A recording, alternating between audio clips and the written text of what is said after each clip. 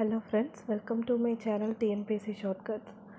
ஆக்சுவலாக இன்றைக்கி எழுந்தது டூ லேட்னு தான் சொல்லுவேன். ஏன்னா எழுந்ததே வந்து ஒரு 5:15 கிட்ட ஆயிடுச்சு. ஸோ எழுந்தது ஃபஸ்ட்டு மெடிடேஷன் பண்ணிடலாம் அப்படிங்கிற மாதிரி பிளான் பண்ணி மேலே மாடிக்கு வந்தாச்சு. அம்மா கீழே வாசல் கூட்டிகிட்டு இருந்தாங்களா, சரி ஓகே இந்த டைம் நம்ம மேலேயே நின்று மெடிடேஷன் பண்ணிக்கலான்ற மாதிரி மொட்டை மாடியில் தான் மெடிடேஷன் ஸ்டார்ட் பண்ணேன்.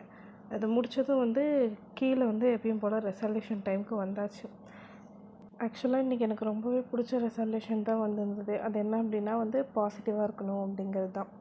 ஆமாம், நம்ம இப்போ எந்த அளவுக்கு பாசிட்டிவாக இருக்கோம் அப்படிங்கிறது லைஃப்பில் ரொம்ப ரொம்ப முக்கியம். பிகாஸ் நம்ம என்ன தான் நம்ம பாசிட்டிவாக இருந்தாலும் சுற்றி நெகட்டிவாக நடக்குது அப்படின்ற ஒரு தாட்டுக்கு வந்துடக்கூடாது. எப்போவுமே ஒரு விஷயத்த நம்ம எந்த மாதிரி கண்ணோட்டத்தில் பார்க்குறோமோ அதே இதாக தான் ஆகும்னு சொல்லுவாங்க.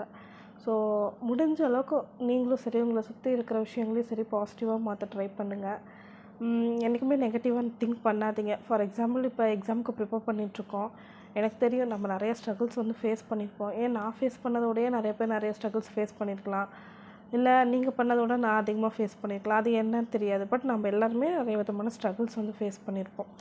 பட் நம்ம அப்படி ஃபேஸ் பண்ணும்போது அவ்வளோதான், நம்மளுக்கு வந்து இந்த மாதிரி டைம் தான் கிடச்சிருக்கு, நம்மளால் படிக்க முடியாது, ஸோ நம்மளுக்கு கொஞ்சம் டைம் தான் கிடைக்கிது மற்றவங்களோட, அந்த மாதிரி ஃபஸ்ட்டு அந்த மாதிரி திங்கிங்கை ஸ்டாப் பண்ணுங்கன்னு சொல்கிறேன். அதே மாதிரி வந்து நான் ஒரு ஹவுஸ் ஒய்ஃபு, அதை நான் ஜாப் பர்சன், எந்த தாட்டாக இருந்தாலுமே சரி அது எல்லாமே திங்க் பண்ணுறது ஸ்டாப் பண்ணிட்டு ஃபஸ்ட்டு ஒரு விஷயம் நம்ம செய்ய ஸ்டார்ட் பண்ணிட்டோம் அப்படின்னா அதில் எந்த அளவுக்கு நெகட்டிவிட்டி வருது அப்படிங்கிறது முக்கியம் கிடையாது. அந்த எல்லா விஷயத்தையும் நம்ம எந்த அளவுக்கு பாசிட்டிவாக மாற்றுறோம் அப்படிங்கிறது தான் வந்து முக்கியம்னு சொல்லுவேன்.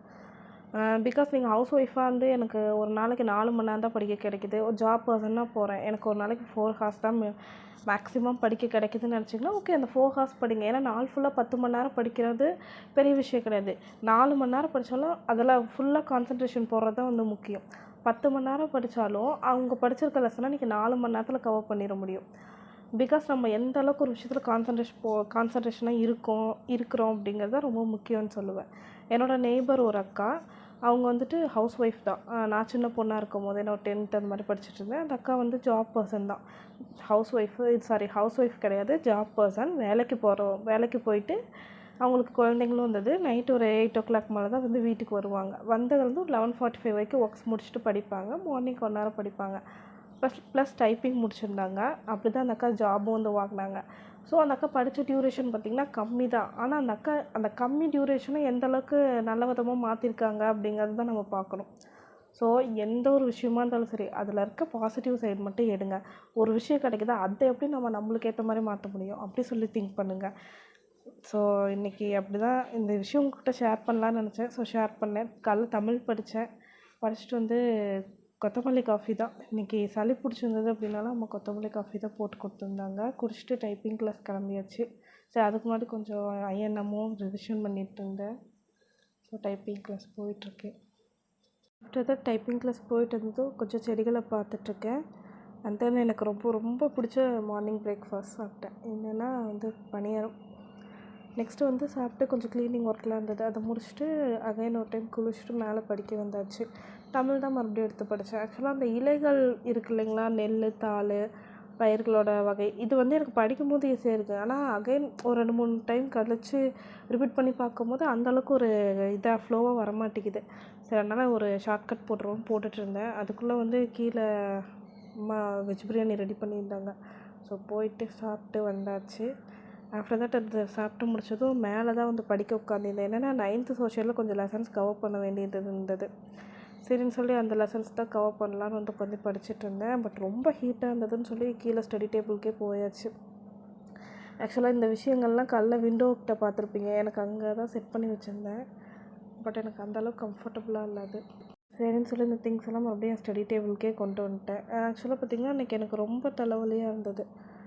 இது ரொம்ப கோல்டாக இருந்ததுனாலே என்னவோ தெரியல, ரொம்ப தலைவலியாக இருந்துச்சு. சரின்னு சொல்லி ஆவி பிடிக்கலான்னு சொல்லிட்டு, இது என்னென்னா சித்தா மருந்து தான். நல்லா தண்ணி கொதிச்சதுக்கப்புறம் ஆஃப் பண்ணிவிட்டு இதை மருந்து ஒரு ஸ்பூன் போட்டு ஆவி பிடிச்சோன்னா ரிலாக்ஸிங்காக இருக்கும். சரின்னு சொல்லி அதுக்கப்புறம் ஒரு சின்னதாக வாக்கிங் போனால் நல்லாயிருக்கும், ஸ்ட்ரெஸ் கொஞ்சம் ரிலீஃப் ஆன மாதிரி இருக்கும்னு சொல்லிட்டு வாக்கிங் போயிட்டு வந்துட்டேன். வந்ததும் பார்த்திங்க அப்படின்னா வந்து எனக்கு அன்றைக்கி படிக்கிற மைண்ட் செட்டே இல்லை, ஒரு மாதிரி ஸ்ட்ரெஸ்ஸாகவே தான் இருந்தது. சரின்னு சொல்லிட்டு நோட் மேக்கிங்காவது பண்ணலாம் வீடியோக்காக அப்படின்னு சொல்லி நோட் மேக்கிங் பண்ணிட்டு இருந்தேன். ஸோ எனக்காவது நம்மளால் வந்து ரொம்ப ஸ்ட்ரகிளாக வந்து படிக்க முடியலனா அன்றைக்கி நம்ம எப்பயும் செய்கிற வேலையில் கொஞ்சமாவது முடிச்சுட்டு படுத்துருங்க. அப்படியே தொடாமையே வந்து நம்மளால் உடம்பு முடியலன்னு சொல்லி படுத்துடக்கூடாது. அந்த ஒரு விஷயத்தில் கொஞ்சமாவது நம்ம பண்ணிடணும். அப்போ தான் ஒரு சின்ன சாட்டிஸ்ஃபைடு கிடைக்கும். ஸோ அதனால் நம்ம நோட் மேக்கிங்காவது பண்ணுவோம் வீடியோக்காகன்னு சொல்லிட்டு தலைவர்கள் நோட்ஸ் மேக்கிங் பண்ணிட்டு இருந்தேன். அதுக்கப்புறமேட்டு அவ்வளோதான், நைட் டின்னர் சாப்பிட்டு வீடியோ முடியும்.